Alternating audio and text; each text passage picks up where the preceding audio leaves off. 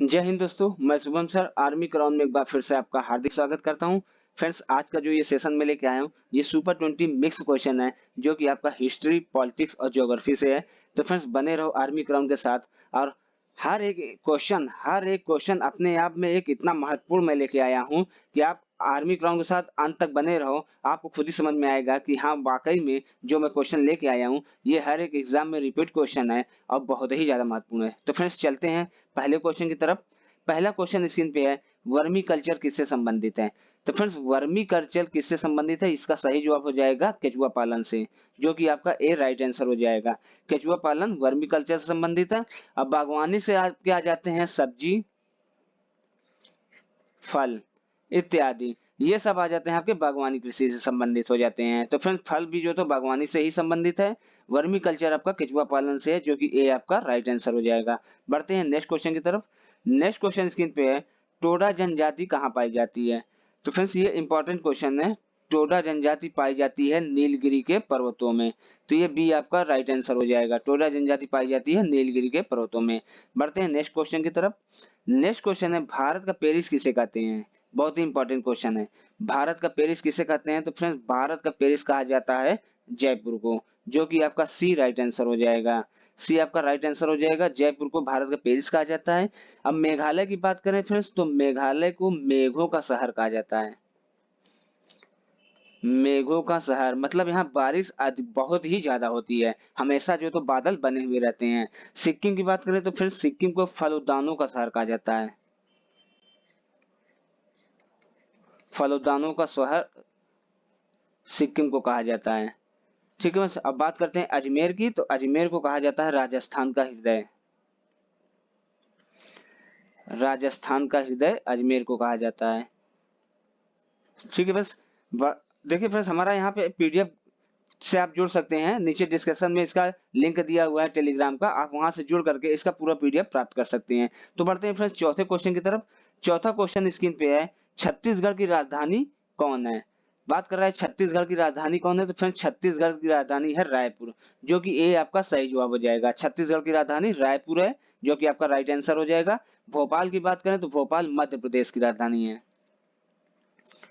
मध्य प्रदेश की राजधानी भोपाल हो जाएगी। अमरावती हो जाएगी वर्तमान में आंध्र प्रदेश की राजधानी है, अमरावती। अब बात करते हैं पटना, तो पटना आपकी बिहार की राजधानी है।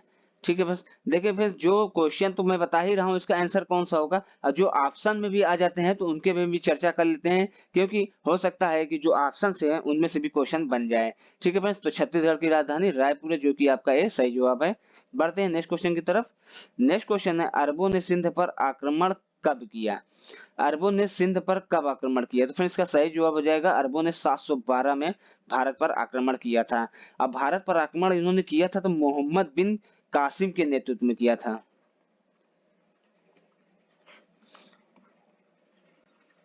मोहम्मद बिन कासिम के नेतृत्व में 712 में अरबों ने भारत पर सफल आक्रमण किया था, जो कि आक्रमण सफल हुआ था। ठीक है फ्रेंड्स, बढ़ते हैं नेक्स्ट क्वेश्चन की तरफ।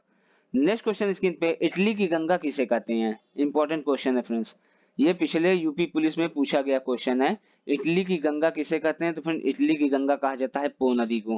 पो नदी को इटली की गंगा के नाम से भी जाना जाता है, जो कि आपका डी राइट आंसर हो जाएगा। बढ़ते हैं नेक्स्ट क्वेश्चन की तरफ। नेक्स्ट क्वेश्चन है, भारत की संसद के कितने सदन हैं?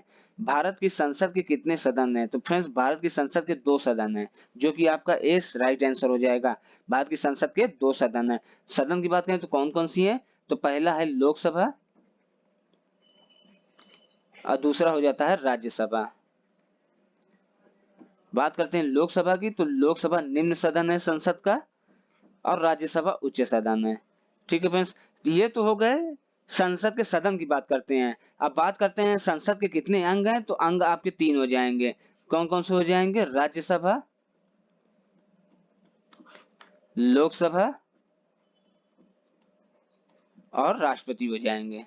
तो फ्रेंड्स, कंफ्यूज नहीं होना है। संसद के सदन के पूछे तो 2 सदन है, लोकसभा, राज्यसभा। और संसद के कितने अंग हैं? तो 3 आंसर हो जाएगा, वो हो जाएंगे राज्यसभा, लोकसभा और राष्ट्रपति। तो भारत की संसद के 2 सदन है, ये आपका सही जवाब हो जाएगा। बढ़ते हैं नेक्स्ट क्वेश्चन की तरफ। नेक्स्ट क्वेश्चन है लोकसभा संसद का कौन सा सदन है? अभी मैंने ऊपर ही बताया फ्रेंड्स, लोकसभा संसद का निम्न सदन है, जो कि आपका ए सही जवाब हो जाएगा। लोकसभा निम्न सदन है। उच्च सदन की बात करें तो उच्च सदन है राज्यसभा। ठीक है, तो लोकसभा संसद का निम्न सदन है, राज्यसभा संसद का उच्च सदन हो जाएगा। बढ़ते हैं नेक्स्ट क्वेश्चन की तरफ। नेक्स्ट क्वेश्चन है भारत के प्रथम उप प्रधानमंत्री कौन थे? बहुत इंपॉर्टेंट क्वेश्चन है फ्रेंड्स। भारत के प्रथम उप प्रधानमंत्री वल्लभ भाई पटेल थे, जो कि आपका बी राइट आंसर हो जाएगा। वल्लभ भाई पटेल भारत के प्रथम उप प्रधानमंत्री थे। जवाहरलाल नेहरू प्रथम प्रधानमंत्री थे, अब भारत के प्रथम उप प्रधानमंत्री वल्लभ भाई पटेल थे, जो कि बी आपका सही जवाब हो जाएगा। ठीक है फ्रेंड्स, हमारा जो इसका पीडीएफ आपको चाहिए तो इसका डिस्क्रिप्शन में नीचे लिंक दिया हुआ है टेलीग्राम का, आप वहां से ज्वाइन करके इसका पूरा पीडीएफ प्राप्त कर सकते हैं। कुछ बच्चों ने मैसेज डाला था कि सर पीडीएफ के साथ साथ आप उसका आंसर भी दीजिए, तो फ्रेंड्स हम 1 से 2 दिन में इसका पूरा पीडीएफ के साथ आपको पूरा आंसर भी प्रोवाइड कराएंगे। ठीक है फ्रेंड्स, बढ़ते हैं नेक्स्ट क्वेश्चन की तरफ। नेक्स्ट क्वेश्चन है प्रथम बौद्ध संगीत कब हुई थी? प्रथम बौद्ध संगीत की बात कर रहा है तो प्रथम बौद्ध संगीत फ्रेंड्स हुई थी 483 ईसा पूर्व में, तो ए आपका राइट आंसर हो जाएगा। 483 ईसा पूर्व में प्रथम बौद्ध संगीत हुई थी और दूसरी बौद्ध संगीत हुई थी 383 ईसा पूर्व में। ठीक है फ्रेंड्स, अब प्रथम बौद्ध संगीत हुई थी राजगिरी में। प्रथम बौद्ध संगीत राजगिरी में हुई थी और अजात शत्रु के शासनकाल में हुई थी। ये इसमें कंफ्यूज नहीं होना फ्रेंड्स। प्रथम बौद्ध संगीत हुई थी 483 में, राजगिरी में हुई थी, अजातशत्रु के शासनकाल में हुई थी। 383 में द्वितीय बौद्ध संगीत हुई थी और यह हुई थी वैशाली में। यह हुई थी वैशाली में और यह कहाँ हुई थी? तो ये हुई थी फ्रेंड्स कालाशोक के शासनकाल में हुआ था।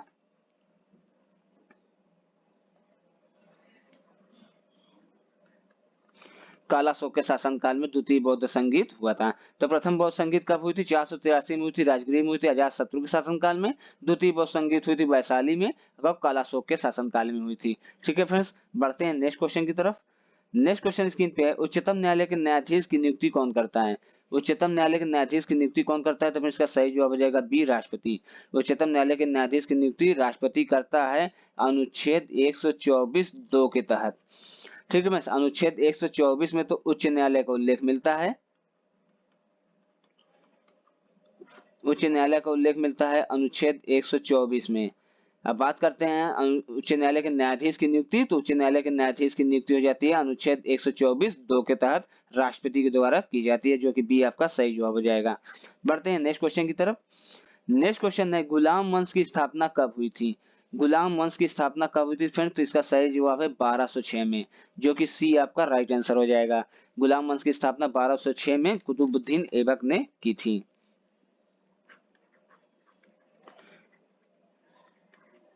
कुतुबुद्दीन ऐबक ने गुलाम वंश की स्थापना 1206 में की थी। इसने गौरी की मृत्यु के बाद दिल्ली की गद्दी पर जब बैठा था 1206 में, तभी इसने गुलाम वंश की स्थापना की थी, जो कि सी आपका राइट आंसर हो जाएगा। ठीक है फ्रेंड्स, बढ़ते हैं नेक्स्ट क्वेश्चन की तरफ।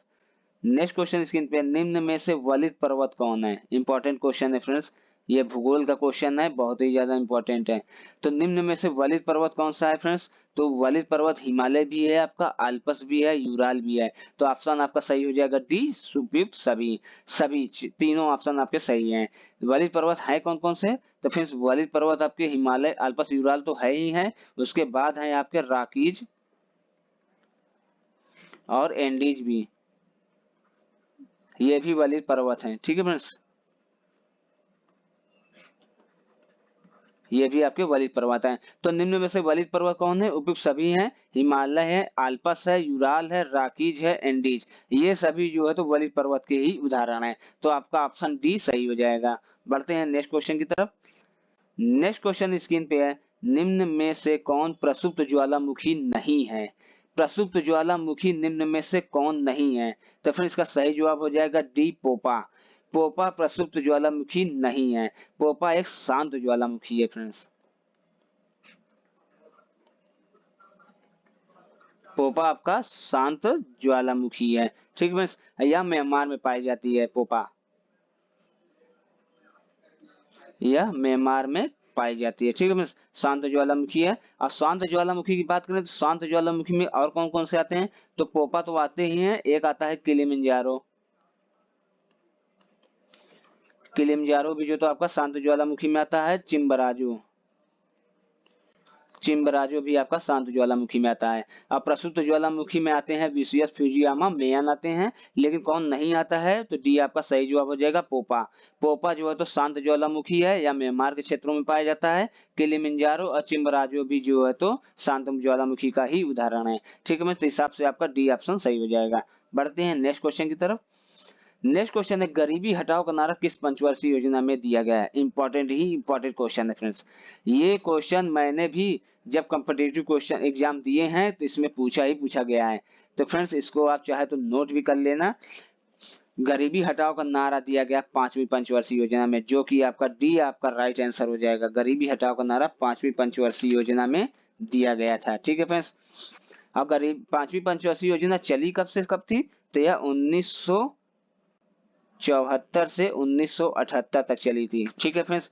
इस योजना में 20 सूत्री कार्यक्रम भी शुरू किया गया था। इधर जगह नहीं है तो मैं इधर लिख दे रहा हूँ फ्रेंड्स। इस 5वीं पंचवर्षीय योजना में 20 सूत्री कार्यक्रम की भी शुरुआत हुई थी। 20 सूत्री कार्यक्रम की शुरुआत अगर पूछेगा तो 5वीं पंचवर्षीय योजना में हुई थी। गरीबी हटाओ का नारा पूछेगा तो वो भी 5वीं पंचवर्षीय योजना में किया गया था। ठीक है फ्रेंड्स। और बात करते हैं योजना है तो योजना आयोग की स्थापना भी बात कर लेते हैं। तो फ्रेंड्स योजना आयोग की स्थापना हुई थी आपकी 15 मार्च 1950 को। 15 मार्च 1950 को योजना आयोग की स्थापना हुई थी। अब पंचवर्षीय योजना 1951, प्रथम पंचवर्षीय योजना की बात करें तो प्रथम पंचवर्षीय योजना 1951 से 56 तक चली थी। दूसरी आपकी 56 से 61 तक चली थी। इसी तरह 15वीं पंचवर्षीय योजना वर्तमान में चल रही है। ठीक है मिस। तो गरीबी हटाओ का नारा 5वीं पंचवर्षीय योजना में दिया गया, जो कि डी आपका राइट आंसर हो जाएगा, सही जवाब हो जाएगा। 1974 से 1978 तक यह चली थी और इसमें 20 सूत्री कार्यक्रम की शुरुआत हुई थी। फ्रेंड्स आप हमारे व्हाट्सएप ग्रुप से भी जुड़ सकते हैं। हमारा व्हाट्सएप ग्रुप नंबर दिया हुआ है 8799191206। आप इस नंबर पर भी व्हाट्सएप ग्रुप में ज्वाइन करके इसका पूरा पीडीएफ प्राप्त कर सकते हैं। तो 8799191206 पर व्हाट्सएप ग्रुप में जुड़ना न भूलिएगा। बढ़ते हैं नेक्स्ट क्वेश्चन की तरफ। नेक्स्ट क्वेश्चन स्क्रीन पे है, रिजर्व बैंक की स्थापना कब हुई? बहुत ही इंपॉर्टेंट क्वेश्चन है। इंपॉर्टेंट एक ही नहीं है, मैं जितने क्वेश्चन लेके आता हूँ फ्रेंड्स वो कहीं ना कहीं अपने आप में बहुत ही इंपॉर्टेंट, बहुत ही महत्वपूर्ण रखता है। तो फ्रेंड्स रिजर्व बैंक की स्थापना हुई थी 1 अप्रैल 1935 को। 1 अप्रैल 1935 को रिजर्व बैंक की स्थापना हुई थी। अब बात करते हैं रिजर्व बैंक के मुख्यालय की। तो इसका मुख्यालय की बात करें तो इसका मुख्यालय मुंबई में है। रिजर्व बैंक का मुख्यालय मुंबई में है और रिजर्व बैंक की स्थापना 1 अप्रैल 1935 को हुई थी। अब बात करते हैं इसके राष्ट्रीयकरण की। इसका राष्ट्रीयकरण हुआ था फ्रेंड्स 1 जनवरी 1949 को। 1 जनवरी 1949 को इसका राष्ट्रीयकरण हुआ था। तो रिजर्व बैंक की स्थापना कब हुई थी? 1 अप्रैल 1935 को हुई थी, जो कि डी आपका सही जवाब हो जाएगा। अब बात करते हैं रिजर्व बैंक का मुख्यालय। तो रिजर्व बैंक का मुख्यालय मुंबई में है और इसका राष्ट्रीयकरण 1 जनवरी 1949 को हुआ था। ठीक है फ्रेंड्स। जिन बच्चों को हमारा ये सेशन अच्छा लग रहा है फ्रेंड्स, एक बार आप इस चैनल को सब्सक्राइब करिए, अपने दोस्तों में शेयर करिए और लाइक करना नहीं भूलिएगा फ्रेंड्स। बहुत ही मेहनत से ये वीडियो लेके आता हूँ, क्योंकि हमारे जो आर्मी के बच्चे हैं उनका कम से कम मेरे लिए एक क्वेश्चन तो महत्वपूर्ण लगता है कि वो एग्जाम हॉल में एक भी क्वेश्चन गलत करके ना आए। ठीक है फ्रेंड्स। बढ़ते हैं नेक्स्ट क्वेश्चन की तरफ। नेक्स्ट क्वेश्चन है, समान न्याय निःशुल्क विधि सहायता का उल्लेख किस अनुच्छेद में है? देखिए ये आपका आ जाता है पॉलिटिक्स क्वेश्चन। तो समान न्याय निःशुल्क विधि सहायता का उल्लेख मिलता है अनुच्छेद 39 के का में, जो कि आपका ए सही जवाब हो जाएगा। अनुच्छेद 39 के का में समान न्याय निःशुल्क विधि सहायता का उल्लेख मिलता है। बात करते हैं 39 के खा की। तो 39 के खा में मिलता है सार्वजनिक धन का स्वामित्व। सार्वजनिक धन का स्वामित्व का उल्लेख मिलता है 39 खा में।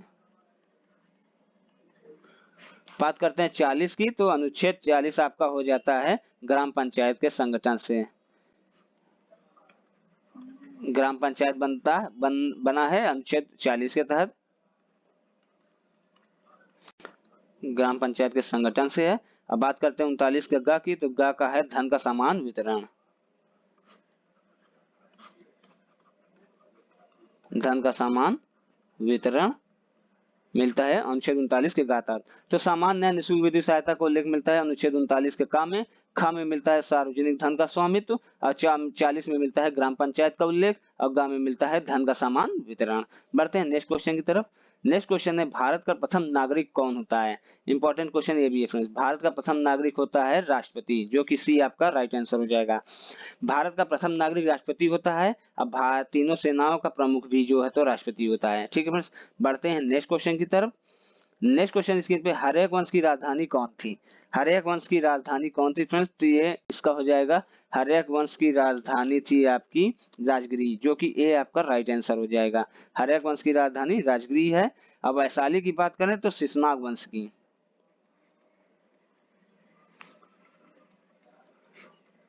शिशुनाग वंश की राजधानी वैशाली है। अब पाटलिपुत्र की बात करें तो कव्य वंश, कब वंश की राजधानी पाटलिपुत्र थी। और दिल्ली की बात करें तो लोधी वंश की राजधानी दिल्ली थी। ठीक है बस, देखिए हम हर एक ऑप्शन में आपको इसका जवाब क्यों बताता हूँ, क्योंकि मैं क्वेश्चन के साथ तो आंसर बता ही रहा हूँ, प्लस जो ऑप्शन से भी क्वेश्चन बनेंगे उसको भी आप रिवीजन कर लीजिएगा, पढ़ लीजिएगा, इसलिए मैं ऑप्शन के साथ इसका भी आंसर बताता हूँ। हर्यक वंश की राजधानी कौन थी, राजगिरी थी, जो कि आपका ए तो राइट आंसर हो जाएगा। बात करते हैं वैशाली, तो शिशुनाग वंश की राजधानी वैशाली थी। कव्य वंश की राजधानी पाटलिपुत्र थी, और लोधी वंश की राजधानी दिल्ली थी। ठीक है फ्रेंड्स, बढ़ते हैं नेक्स्ट क्वेश्चन की तरफ। नेक्स्ट क्वेश्चन स्क्रीन पे है, शारदा एक्ट के समय गवर्नर जनरल कौन थे। बहुत ही ज्यादा महत्वपूर्ण लेके आए हूँ क्वेश्चन फ्रेंड्स, बहुत ही ज्यादा इंपॉर्टेंट है। शारदा एक्ट के समय गवर्नर जनरल कौन थे, तो फ्रेंड्स शारदा एक्ट के समय गवर्नर जनरल लॉर्ड इरविन थे, जो कि आपका सी राइट आंसर हो जाएगा। शारदा एक्ट आया था लॉर्ड इरविन के समय में 1930 में आया था। ठीक है फ्रेंड्स, अब बात करते हैं वेलेजली की, तो वेलेजली के समय था शिशुवध। शिशुवध प्रथा के समय थे लॉर्ड वेलेजली, आया था 1798 में। ठीक है फ्रेंड्स, बात करते हैं एलन बरो की, तो एलन बरो के समय आया था दास प्रथा का उल्लेख मिलता है। दास प्रथा का उल्लेख लॉर्ड एलन बरो के समय में मिलता है 1843 में। इरविन के समय में 1930 में शारदा एक्ट लागू हुआ था। और बात करते हैं विलियम बेंटिंग की, तो विलियम बेंटिंग के समय में हुआ था सती प्रथा। सती प्रथा का उल्लेख लॉर्ड विलियम बेंटिंग के समय में मिलता है 1829 में। ठीक है फ्रेंड्स, तो शारदा एक्ट के समय गवर्नर जनरल कौन थे, लॉर्ड इरविन थे। 1930 में शारदा एक्ट आया था, और शिशुवध प्रथा आया था 1798 में, उस समय गवर्नर जनरल थे लॉर्ड वेलेजली। लॉर्ड वेलेजली उस समय गवर्नर जनरल थे। दास प्रथा का उल्लेख मिलता है 1843 में, उस समय गवर्नर जनरल लॉर्ड एलन बरो थे। सती प्रथा का उल्लेख मिलता है 1829 में, उस समय governor general Lord William Bentinck थे। ठीक है फ्रेंड्स, तो धन्यवाद आर्मी क्राउन से आपको जुड़ने के लिए। फ्रेंड्स, जिन बच्चों को हमारा सेशन अच्छा लगा वो एक लाइक जरूर करिएगा फ्रेंड्स, और लाइक करिएगा, चैनल को सब्सक्राइब करिएगा, और जिन बच्चों को हमारा सेशन अच्छा लगा अपने दोस्तों में शेयर करिए। ठीक है फ्रेंड्स, तो आज के लिए इतना ही। शुभ रात्रि, गुड नाइट, बाय।